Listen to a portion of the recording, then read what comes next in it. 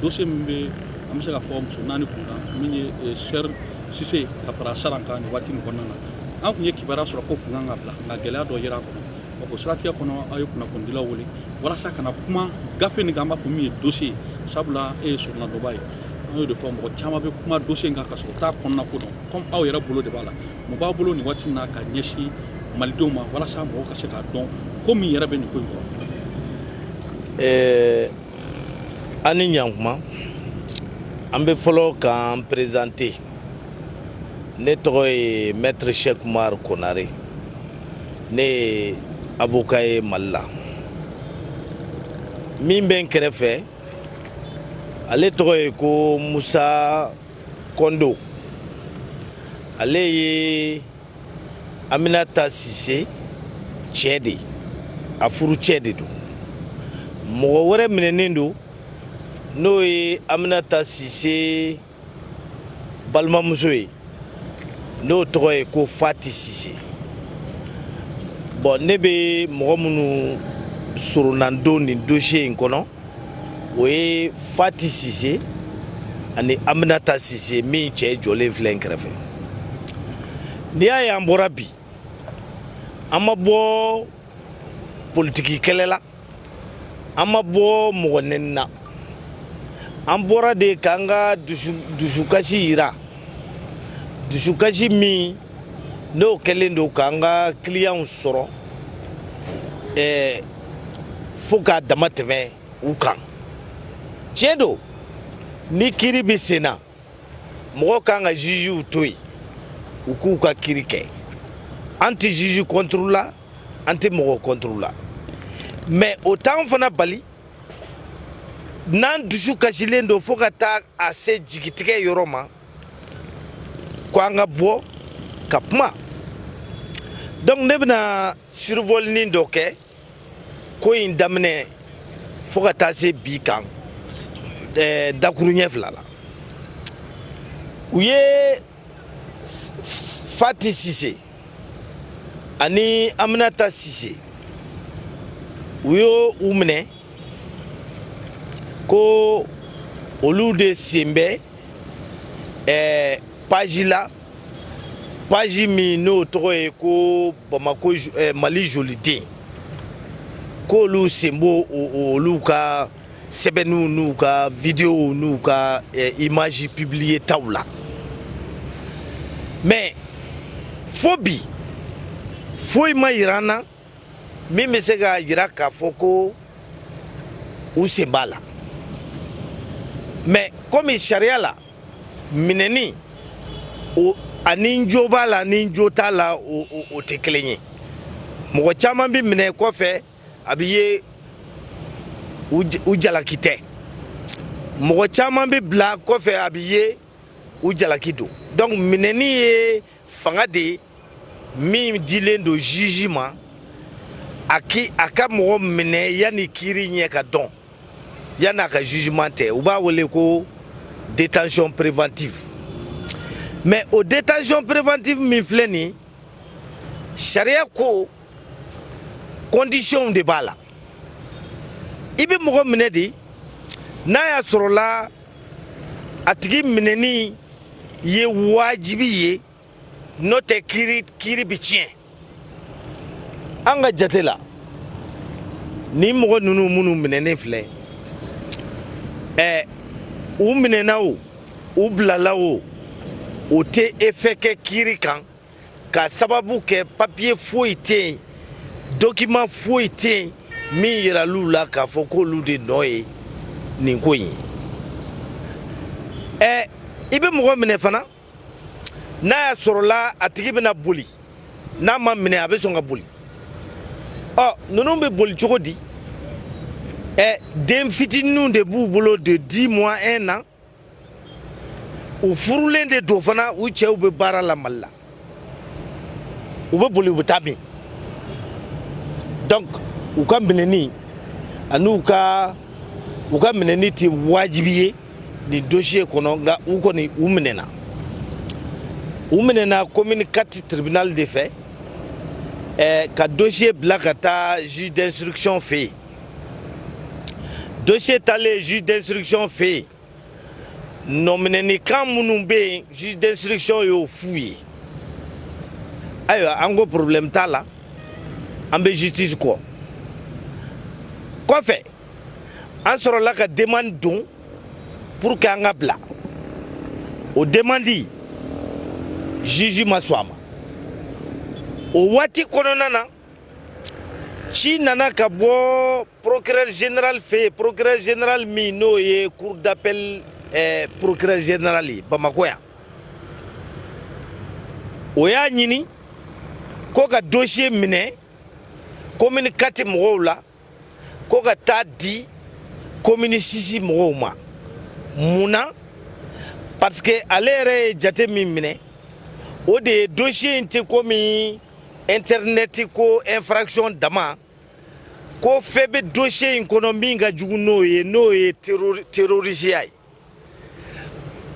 o terrorisiya tɛ dɔwɛrɛ ye ko parce que mɔgɔw bɛ ka passer réseau de fɛ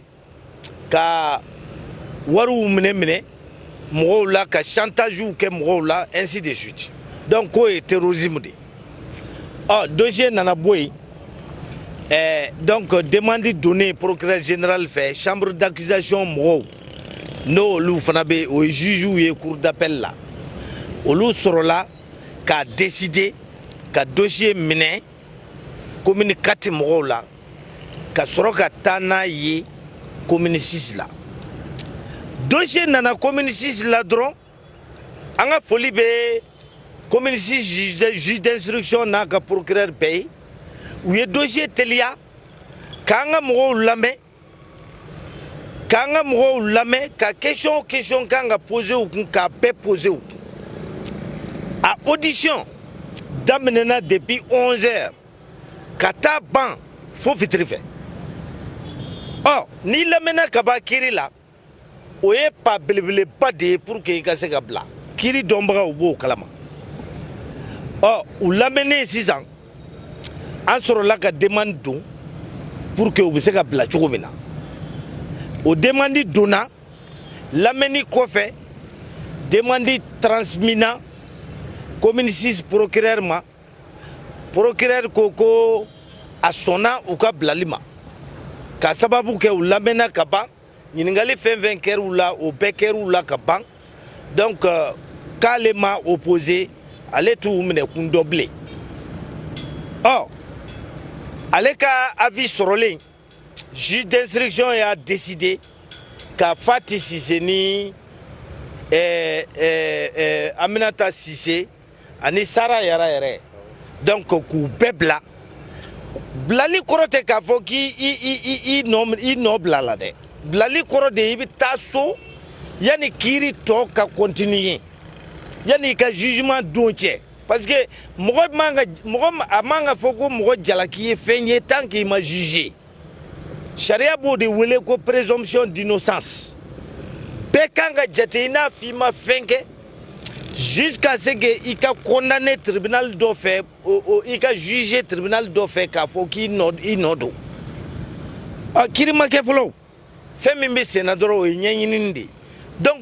juge ko a b'u bila u ka taa so yanni u ka kiiri don cɛ yanni enquête tɔ ka continuer o document de taara sa o ordonnance k'o ta ka n'o di procureur ma procureur ka sɔrɔ ka papier signé n'u b'o wele ko ordre de mise en liberté parce que maa ti bila tribunal la ni procureur m'o papier signé o papier de signé sisan mɔgɔ taara kasobon na mɔgɔ minnu minɛnen don Fati ni Aminata minnu minɛnen don u ni gardiw u taara kasobon na pour que maintenant kasobon mɔgɔw ka se k'u ka bagages d'u ma u ka taa so sur la base de l'ordonnance de mise en liberté waati min u bɛ se il était presque 19h 20h donc waati min mɔgɔw bɛ k'u ka bagages labɛn ko an bilala an kɔntana o waati de ordre nana k'u kana bɔ an nana ɲɛɲini kɔfɛ an y'a dɔn k'a fɔ ko en réalité appel de kɛra juge d'instruction ka ordonnance la juge d'instruction ye ordonnance min ta ko ka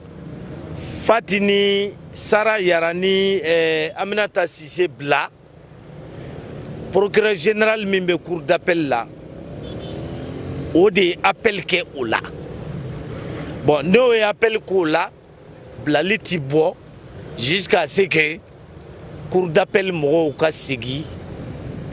juge ka ordonnance kan sisan cour d'appel mɔgɔw n'u b'a wele ko chambre d'accusation o de bɛna fɔ sisan yala u bɛ bila wa ou bien u ti bila ten donc an ka duwawu ye u ka se ka bila an ka duwawu ye fiɲɛ bɔda ka di u ma i n'a fɔ fiɲɛ bɔda bɛ di maa wɛrɛw ma cogo min na mɔgɔ minnu minɛna mɔgɔw minɛna yan nin dossier yɛrɛ tɛ mɔgɔ caman minɛna ko caman na mɔgɔw bilala u bɛ k'u ka kiiri kɔnɔ munna muso 2 bɛ minɛ ka bila yen ten muso 3 minnu bɛ minɛ ka bila yen ten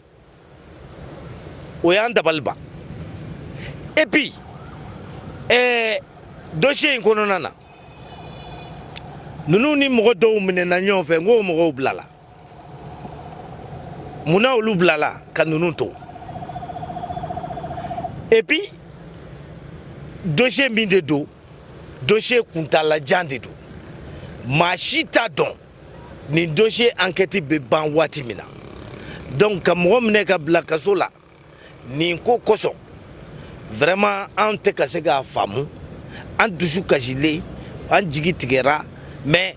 an jigi ye ala ye an jigi ye ala ye ale bi an jigi ye Mali justice ye u k'a lajɛ u ka hinɛ ni muso ninnu na o de kuma tun b'an fɛ ka fɔ pour que bɛɛ k'a dɔn mun de ye ni sœur Sise ni Sara Yara ko kuma in ye a procédure kɛra cogo di donc an bɛ fɛ k'o de da jama kulo kan puisque a mankan cayara. Maître i bɔra k'o fɔ sisan ɲininkali dɔ bɛ yen an y'a ye bɔlɔlɔ sanfɛ a yira k'a fɔ e min ye surunalidonba ye ko e kɛ bɛ ka o tribunal k'i ma taa tribunal yɛrɛ dɔw yɛrɛ y'a yira k'a fɔ i ka client i y'o labila i bɛ se ka mun fɔ an ye an dun ɲɛ b'a la bi yan e bɛ ka ɲɛfɔli kan. I b'a dɔn waati dɔw i bɛ fɛn dɔw kalan réseau kan i dabali bɛ ban quoi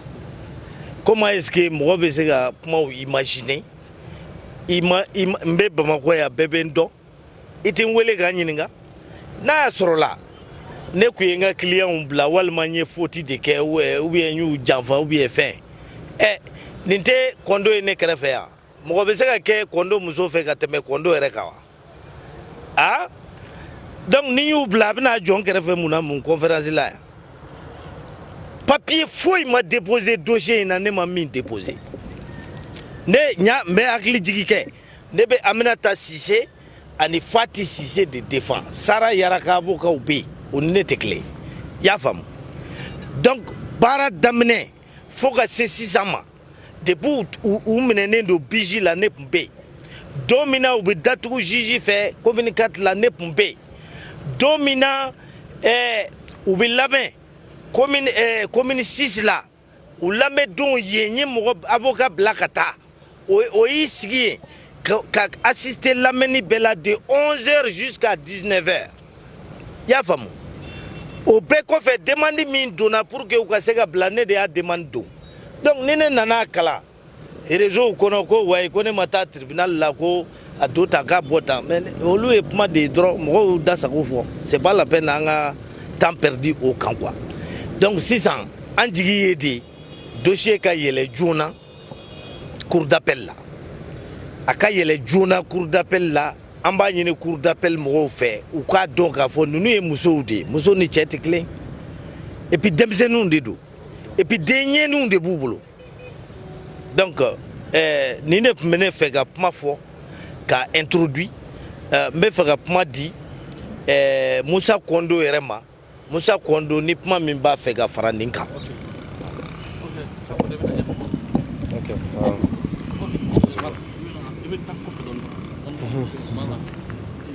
ta ite ok Musa maître kon bɔra k'a ta fɔ e dun e muso de bɛ e bin ko in kɔnɔ donc ɲininkali fɔlɔ bɛna kɛ min ye welewelekan jumɛn de b'i bolo ka ɲɛsin kiiritigɛlaw ma filanan an y'a ye nin waati in na e yɛrɛ tun bɛ baara kɛ min ye présidence la e tun ye président ka conseil ye an y'a ye i ye walan sɛbɛn an bɛ se k'a dɔn hakilina jumɛn de y'i bila ka walan sɛbɛn nin waati in kɔnɔna na ka kɛ I ni ce i ka ɲininkali la ne b'i fo n bɛ aw bɛɛ fo n bɛ mɛtiri fo Bala Mariko a b'an kɛrɛfɛ an b'a yɛrɛ fo mɔgɔ o mɔgɔ i da don nin ko in na a daminɛ ka n'a bila bi la an famille u tɔgɔ la ne kelen tɛ komi a y'a fɔ cogo min na sisan an bɛ bɛɛ fo ka bɛɛ waleɲuman dɔn mɔgɔ minnu bɛ k'an dɛmɛ dogo la mɔgɔ minnu bɛ k'an dɛmɛ kɛnɛ kan mɔgɔ minnu bɛ k'an dɛmɛ ni duwawu ye mɔgɔ minnu bɛ k'an dɛmɛ ni action ye mɔgɔ minnu bɔra tile kɔrɔ san kɔrɔ vraiment an tɛ mɔgɔ si de sara sɔrɔ an bɛ bɛɛ fo ka bɛɛ barikada ala ka bɛɛ sara ala kana mɔgɔ si sara ni ɲɔgɔn ye n b'a daminɛ n'i ka ɲininkali kun fɔlɔ ye i ye maître ye kuma bɛɛ ɲɛfɔ sisan sariya tagabolo la ne tɛna n da don o la ne bɛna min fɔ o ye degun min bɛ nin ga ninnu kan bi n'i y'a jate minɛ ga 3 de bɛ yen nin ko in kɔnɔ mais bɛɛ b'i ta de dɔn ni ko bɛɛ b'i ta dɔn ne b'a dɔn ne ka ga yɛrɛ tɛ yen bilen parce que an ka denmisɛnninw taara fan wɛrɛ fɛ madame yɛrɛ bɛ boli ne fana bɛ so bon n'i y'a jate minɛ a kɛ kun o bɛ mɔgɔ tɔɔrɔ o bɛ kuma dɔ fɔ ko kaso bɛ mɔgɔ bɔgɔ la o ye tiɲɛ ye e yɛrɛ de bɛ se ka mɔgɔ don kaso la o ye tiɲɛ ye mais n bɔra kalama ko dɔ bɛ yen min bɛ se k'u labɔ o ma kɛ ne fɛ o ye ko wɛrɛ ye o ye ko wɛrɛ ye min ye an tɛna an tɛgɛ ɲɛsin mɔgɔ si la ko karisa de don ou bien karisa de tɛ mais fɛn minnu kɛra olu b'a yira an na k'a fɔ ko an ka degun bonyana ka se hakɛ min ma désespoir sera hakɛ min ma a tɛ se ka ɲɛfɔ da la maître ye kuma dɔ fɔ jumadon juillet kalo tile fɔlɔ secrétaire de greffe de nana boli kɔnɔ ka na an bɛɛ lasigi k'a fɔ ko an n'a ka conseillers ye demande de liberté provisoire min kɛ ka juge sɔnn'a ma a sɔnn'a ma ka d'a kan a ye min ye dossier kɔnɔ o b'a permettre o b'a yamaruya bi ka liberté provisoire in di aw ma aw ka taa so aw ka taa ka denbayaw kɔrɔ yanni instruction tɔ ka continuer mais aw tɛ taa ten aw bɛ taa mais aw bɛ kɛ contrôle judiciaire kɔnɔ contrôle judiciaire ye mun ye juma laban kalo o kalo juma laban aw bɛ taa aw présenter tribunal la ani fɛn caman minnu kan ka kɛ olu bɛɛ bɛ kɛ aw bɛ to juge ka yamaruya kɔnɔ fo n'a ko wagati min na k'a ka ɲi aw bɛ se ka taa an ko u sɔnn'o bɛɛ ma avocat tun bɛ yen donc o kɔfɛ a ye min fɔ ordre de libération bɔra ordre de mise en liberté o bɔra u bɛɛ y'o signé o signéna tuma min na ko aw labilala k'a ye taa ka minɛnw ta ka taa so bon minɛnw taara ka taa bila mobili kɔnɔ an labɛnna an bɛna taa so weleli kɛra ko u tɛ se ka taa bon tiɲɛ yɛrɛ la an m'o faamuya parce que anw fɛ n'i y'a ye greffière nana fo boli baara dɔ de kɛra yanni an ka se yen mais n'a fɔra ko weleli bɛ kɛ téléphone na parce que papier mana on était déjà 18h 19h papier mana weleli de kɛra téléphone na k'u tɛ se ka taa bon tiɲɛ yɛrɛ la anw m'a faamuya a y'an tɔɔrɔ wa a y'an jigi tigɛ mais maître kuma dɔ fɔ ni fɛn min bɛ sariya kɔnɔ i tɛ se k'a pan sariya kunna o de y'a to i y'a fɔ minɛli bɛ kɛ don min na c'est vrai ne tun ye président de la république ka conseiller spécial ye donc n kun tɛ se ka kuma n kun tɛ se ka foyi kɛ ka to sariya kɔ i b'a fɔ n yɛrɛ sɔnnen don an ka mali justice ye cogo min na n sɔnnen don a ye wa hali bi n sɔnnen don a ye parce que ko mana kɛ cogo cogo la i bɛ taa sɔrɔ a kɔnɔna na mɔgɔ kelen tɛ mɔgɔ fila tɛ mɔgɔ bahirikaw de don fili bɛ ko bɛɛ la mais hali nin na k'a daminɛ a don na an bɛna se tile 50 de ma sisan an musow bɛ datugulen dɔ boli tile 50 an b'o de la sisan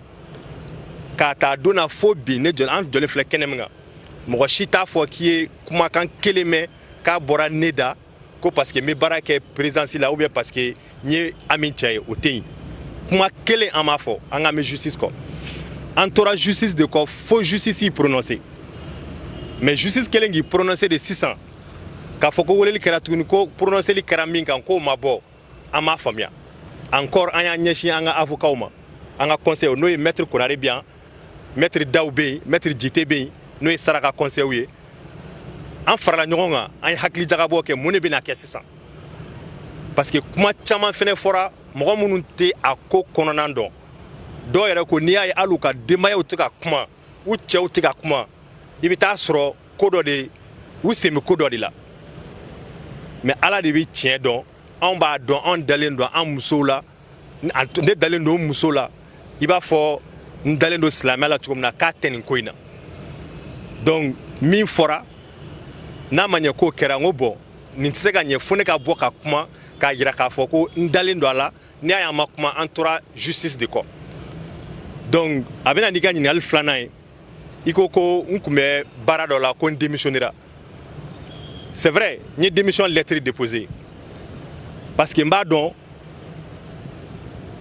président justice ko bɛ président bolo cogo min na sariya ko b'a bolo cogo min na nin ko in tɛ se ka nɔgɔ foyi lase ale ma o ko la nɔgɔ kelen o kelen bɛ se ka se ale ma parce que i m'a dɔn mɔgɔ caman bɛɛ n'i ka kɛlɛ de don bɛɛ n'i ka hakili de don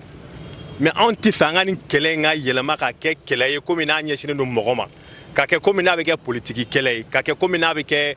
mɔgɔko kɛlɛ ye o tɛ an bɛ kɛlɛ dɔrɔn de la n tɛna fɔ kɛlɛ yɛrɛ faamuyali ɲɔgɔnna na pour que an muso ka se ka segin so minnu fa don u denw ka se ka segin u ka so parce que a man di mɔgɔ si ye bi k'a fɔ k'i ka mɔgɔ datugulen don kaso la datugu kun t'a la parce que ni justice kumana ka ban anw bɛ ɲininkali kɛ datugu kun jumɛn bɛ yen justice ka kuma kɔfɛ ni justice ma kuma fɔlɔ an b'a fɔ bon an bɛ ka justice makɔnɔ mais justice kumana mais kuma fɛnɛ kɔfɛ tuguni u bɛ kaso la jumɛn na kun jumɛn na sisan donc a ka kan an k'o ɲɛfɔ mɔgɔw ɲɛna mɔgɔw k'a faamuya k'a fɔ ne ka démission kun tɛ fo wɛrɛ ye institution min ni n kun b'a kɔnɔ n b'a bonya n b'a valeur dɔn cɛ minnu bɛ yen muso minnu bɛ yen mɔgɔ tilennenw de don mɔgɔ minnu don u ka jamana ka di u bɛ ka baara k'o sira de kan donc ne kungo ani ne ka denbaya kungo tɛna se ka foyi nɔrɔ olu la min man ka nɔrɔ u la o de y'a to an bɛ bɔ bi ka bɛɛ ladɔnniya k'a fɔ n'i y'a ye an ma kuma an tun bɛ fɛ k'a to justice de fɔlɔ ka kuma parce que ale de fɔlɔ kan ka kuma parce que affaire b'ale de fɔlɔ bolo mais n'a ma ɲɛ k'ale kumana mais ale ka kumakan ma lamɛn o de y'a to an bɛ bɔ ka ni kunnafoni di mɔgɔw ma o k'a faamuya k'a dɔn k'a fɔ ko foyi wɛrɛ tɛ yen an dalen don an muso la bi an dalen don an muso la sini en tout cas an bɛ kɛlɛ kɛ pour que justice ka fɔ a dan ni a sera fɔ a dan an hakilina ye min ye o tɛ o mais justice mana min décider avec ce qui existe et prévu ko la donc o fɛnɛ bɛ kɛ kiiri don ye maître bi yan a bɛ se k'o fɛnɛ ɲɛfɔ n'o kɛra kiiri don ye ni kiiri ye min décider o bɛ k'o dan mais pour le moment liberté provisoire min n'a sɔrɔla an bɛ sariya mɔgɔw deli tuguni kɛlɛ tɛ an tɛ ka mɔgɔ si kɛlɛ Ala de b'a dɔn k'an tɛ ka mɔgɔ kɛlɛ an bɛ justice mɔgɔw deli u k'a lajɛ tuguni sariya min taara ordonnance min taara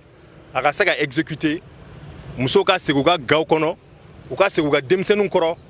yanni kiiri yɛrɛ don cɛ anw labɛnnen don ka kiiri kɔnɔ wa an dalen don an yɛrɛ la an ka avocat bɛ yen maître filɛ nin ye yan an dalen don an yɛrɛ la wa an b'o kiiri fɛnɛ labɛn ni ne tun bɛ ne bolo ka fɔ pour le moment. Non, c'est bon.